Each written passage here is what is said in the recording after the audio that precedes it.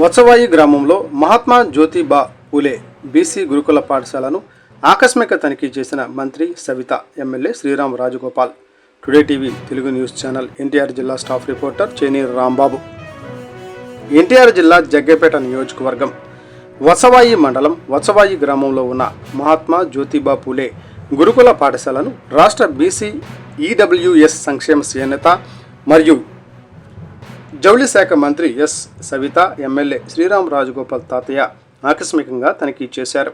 ఈ సందర్భంగా పాఠశాలలో విద్యార్థులకు అందుతున్న విద్యా ప్రమాణాలు, వసతులు, హాస్టల్ నిర్వహణ, భోజన నాణ్యత తదితర అంశాలను వారు ప్రత్యక్షంగా పరిశీలించారు.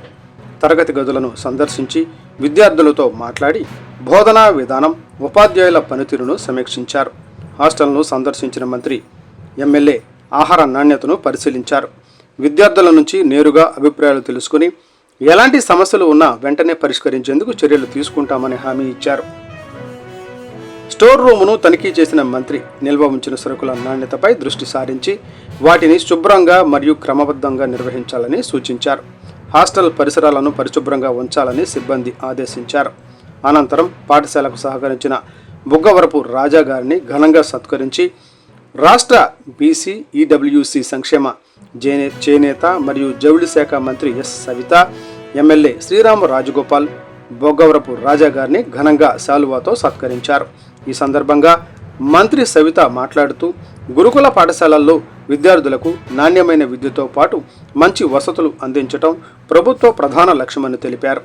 విద్యార్థుల ఆరోగ్యం, భద్రతపై ఎప్పటికప్పుడు పర్యవేక్షణ ఉండాలని సూచించారు. ఎమ్మెల్యే శ్రీరామ్ రాజగోపాల్ తాతయ్య మాట్లాడుతూ గురుకుల పాఠశాలలు పేద మరియు మధ్యతరగతి విద్యార్థులకు ఉన్నత విద్య సాధనలో కీలక పాత్ర పోషిస్తున్నాయని అన్నారు.